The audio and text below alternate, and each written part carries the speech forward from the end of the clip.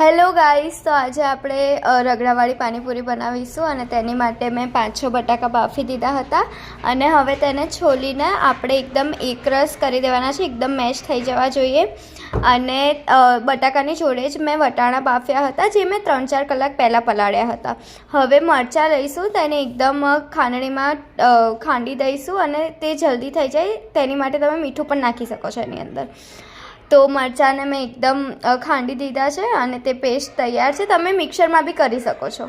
તો આ છે વટાણા, આપણા મેશ્ડ આલુ અને મરચાં, અને આ છે મસાલા, જેમાં મરચું, મીઠું અને હળદર આપણે યુઝ કરીશું, ધાણા જીરું પાવડર પણ.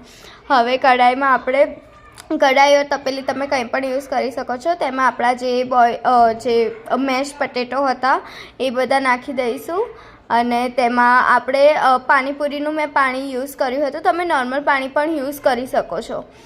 તો પાણીપુરીના પાણીનો યુઝ કરો તો તમારે પછીથી મીઠું થોડુંક ઓછું નાખવાનું છે, કાં તો નહીં નાખો તો બી ચાલશે.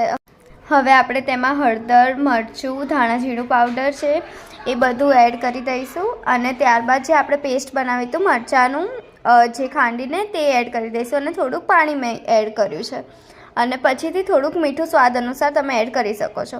હવે આને એકદમ આપણે સરખી રીતે જેમ રગડો હોય છે એ રીતે દબાવી દઈશું અને બસ પછી તો પાણીપુરીનો મસાલો મેં થોડો ઉપરથી એડ કર્યો છે અને આપણે વટાણા લાસ્ટમાં એડ કરવાના છે, કેમ કે એને આપણે થોડાક આખા રાખવાના છે, એને દબાવી નથી દેવાના.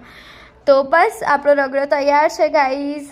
હવે એમાં કોથમીરથી આપણે એકદમ સજાવટ કરી દઈશું. હવે તેને 2-3 મિનિટ માટે આપણે ઢાંકીને સાઈડમાં મૂકી દઈશું અને હવે આપણે આપણી પૂરી તળીશું.